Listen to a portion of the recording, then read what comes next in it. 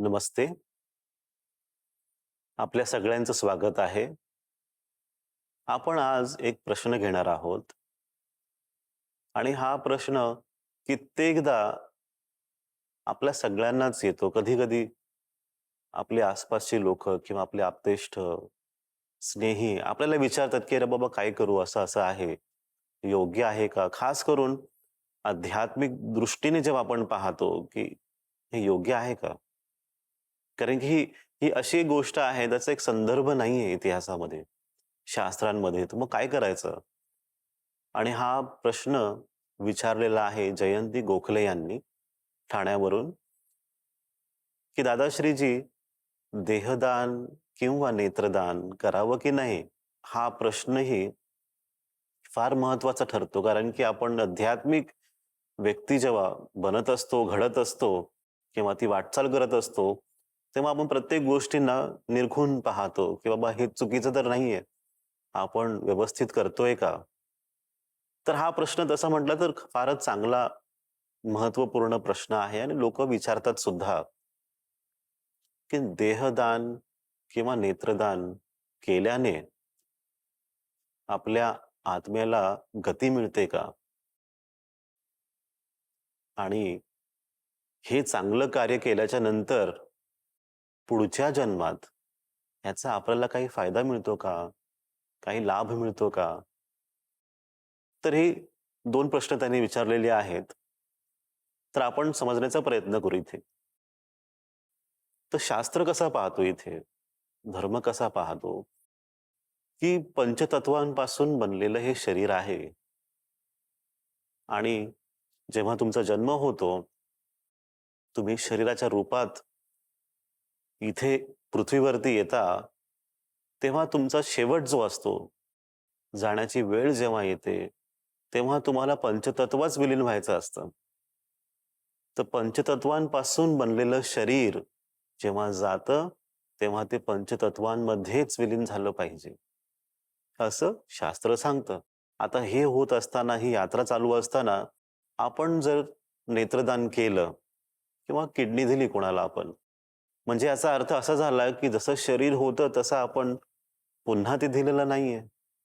जाताना हे शरीर असं झालं, की कुठेतरी अर्धच राहिलेलं आहे.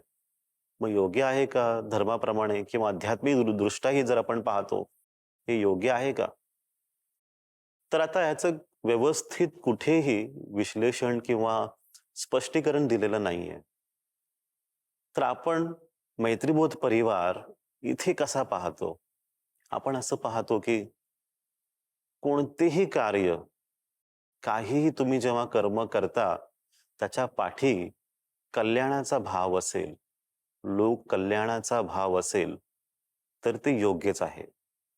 म्हणजे जर तुम्हाला असं वाटतंय, की बाबा कोणाला गरज आहे, आपण जर एक अंग देऊन कुणाचं जीवन वाचवू शकतो, जीवनाचं रक्षण करू शकतो, मग का नाही द्यावं?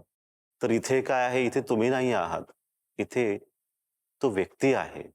त्याच्यासाठी आपण करतोय. आपण स्वतःसाठी नाही करत आहोत, की हे दिल्यानंतर माझी गती, आध्यात्मिक गती मला मिळेल. माझी वाटचाल चांगली होईल. माझी जी आत्मा आहे त्याची ग्रोथ चांगली होईल, असा आपण विचार करून देहदान किंवा नेत्रदान नाही करत आहोत.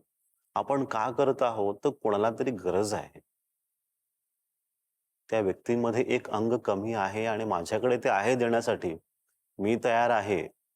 म्हणून आपल्याला करायचं असतं. तर असाच एक प्रसंग आहे शास्त्रांमध्ये, आपल्याला पुस्तकांमध्ये पाहायला मिळतं. ऋषी दधीची. त्यांना जेव्हा विनंती केली गेली देवतांद्वारे, की आम्हाला तुमच्या हाडांची गरज आहे, तर तुम्ही द्याल का? मग त्यांनी काय करावं? त्यांनी आपलं शरीर, देह त्याग केलं आणि सगळी हाडं देवतांना दिली, की तुम्ही यांचा उपयोग कल्याणासाठी करा. हे असंच. मग इथे एक उदाहरण दिसतं आपल्याला, की जर ऋषीमुनी करू शकतात लोक कल्याणासाठी, तर एक साधारण व्यक्तीही तीच भावना ठेवून हे कार्य करू शकतात. हे तुम्हाला वाटत असेल की नाही कोणासाठी तरी चांगलं होईल, कोणाचं भलं होईल, कल्याण होईल, मग आपण करावं हे. पण दृष्टिकोन असा नसावा की त्याच्यामुळे माझ्या आत्म्याची गती चांगली होईल किंवा माझी आध्यात्मिक उन्नती चांगली होईल, असं विचार करण्याची गरजच नाहीये. जर तुम्हाला खरोखरच आध्यात्मिक उन्नती चांगली करायची असेल, तर मग त्याच्यासाठी काय गरज आहे? चांगल्या विचारांची, चित्तशुद्धीची, आत्मशुद्धीची, चांगल्या कर्मांची. जेव्हा आपले आचार-विचार चांगले असतात, शुद्ध असतं, शुद्ध भाव असतो, आपोआपच आपली आध्यात्मिक प्रगती चांगली होते. आध्यात्मिक वाटचाल चांगली होते. दुसरं काही करायची गरज नसते मग त्यावेळेस. मग तुम्ही उगाचच विचार करू नका, की हे केल्यानंतर माझी आध्यात्मिक प्रगती चांगली होईल का? विचार करायची गरजच नाहीये.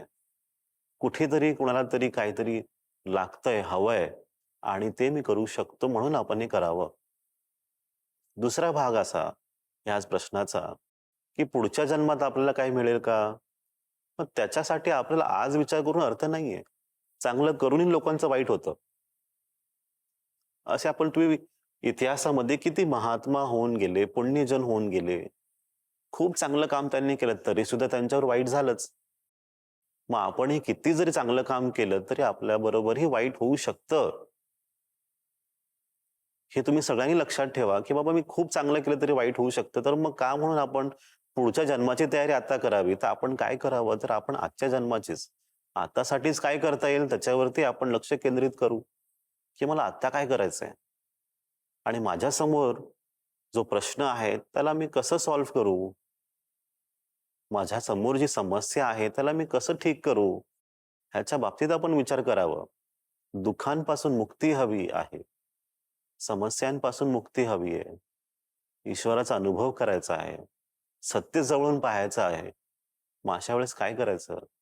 परिवर्तनाची वाटचाल, आध्यात्मिक परिवर्तन हाच तो एक मार्ग आहे. जेणेकरून तुम्ही ह्या जीवनात संपूर्णतः मुक्त होता. आनंदाचा अनुभव करता, शांतीचा अनुभव करता. पुढचे 7 दिवस तुम्ही ह्या उत्तरावरती विचार करा. काही प्रश्न असतील, शंका असतील नक्कीच विचारा.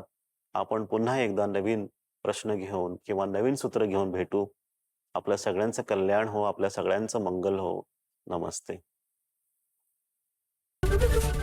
एबीपी माझा, उघडा डोळे बघा नीट.